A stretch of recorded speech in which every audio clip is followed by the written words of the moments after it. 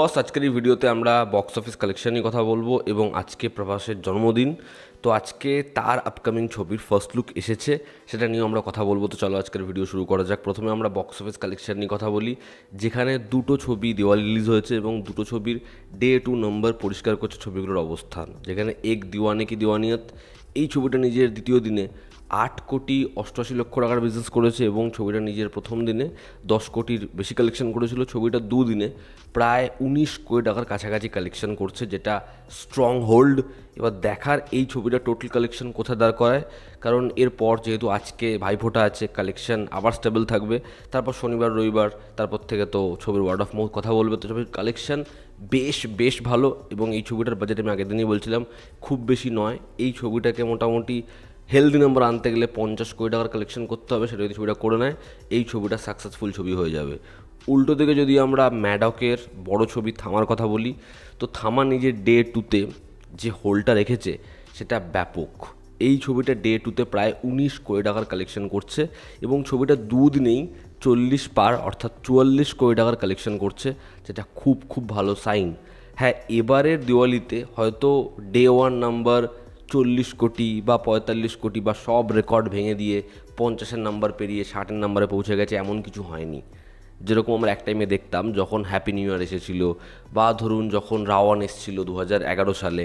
তো এই টাইমগুলোয় কি রেকর্ড একদম ভেঙে গেছিলো। বা যখন দুটো ছবি এমন এসেছিলো যে একদিকে ধরুন আছে জব থেকে যান, একদিকে রয়েছে সন অফ সর্দার। তো দুটো ছবি নিয়ে অডিয়েন্সের যে লেভেলে 2011 সালে উন্মাদনা, ওই লেভেলে উন্মাদনা এবছর ছিল না। এবছরের ছবিগুলো অত স্ট্রং নয়, বাট তাও এই দুটো ছবির যা কালেকশন, এক্সপেকটেশন রাখা হচ্ছিল, যেরকম বাস ছিল, যেরকম ইনিশিয়ালি অ্যাডভান্স বুকিং হচ্ছিল, তার থেকে কিন্তু ছবিগুলোর বক্স অফিসের নাম্বার দুদিনে যথেষ্ট ভালো। এবার দেখা যাক দুটো ছবি আলটিমেটলি কোন জায়গায় দাঁড়ায়। তবে থামা ছবিটার কিন্তু বাজেট অনেকটাই বেশি, মানে 150 কোটি। ছবিটাকে মোটামুটি 250 কোটি কামাতেই হবে। দেখার ছবিটা কীরকম কী কামায়, তবে মনে হচ্ছে যা ট্রেন্ড হয়ে যাবে সেটা। এবার যদি আমরা ফার্স্ট লুক নিয়ে কথা বলি, সেটা হচ্ছে প্রভাসের আপকামিং ছবি হানু রাঘবাপুদির সাথে, সেটা হচ্ছে ফজি।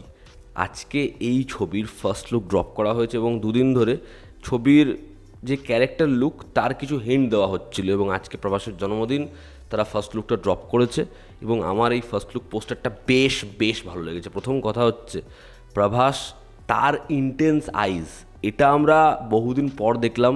এই পোস্টারটাকে যেরকমভাবে ডিজাইন করা হয়েছে, ব্রিটিশ সরকারের ন্যাশনাল ফ্ল্যাগ সেটা পুড়ছে এবং এই ক্যারেক্টারটা তাকিয়ে রয়েছে একদম হেড টু চিন, খুব ক্লোজ শটে রাখা হয়েছে। এরকম পোস্টার খুব কম দেখা যায়।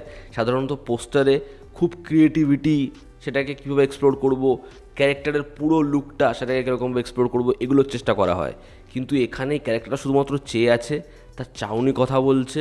প্রভাসের রিসেন্টলি যতগুলো ফার্স্ট লুক এসেছে, আমার মনে হয় এই ফার্স্ট লুকটা অনেক ইউনিক এবং ভালো লাগছে প্রভাসকে।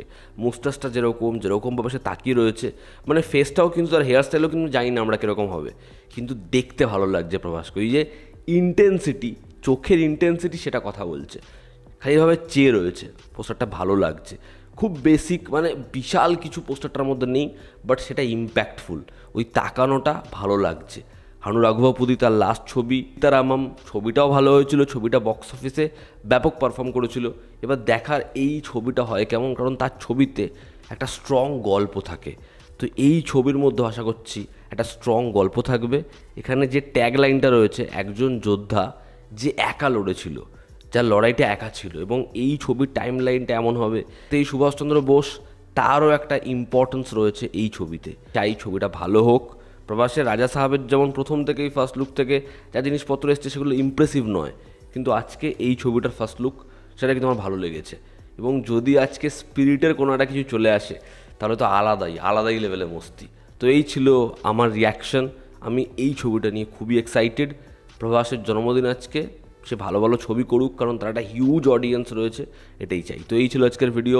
তোমরা যারা এই ফার্স্ট লুক দেখেছো এবং বক্স অফিস এই কালেকশন নিয়ে তোমাদের কি অপিনিয়ন জানিও। জনতা আমাদের পাশে আছে, আবার দেখা হচ্ছে। Take care.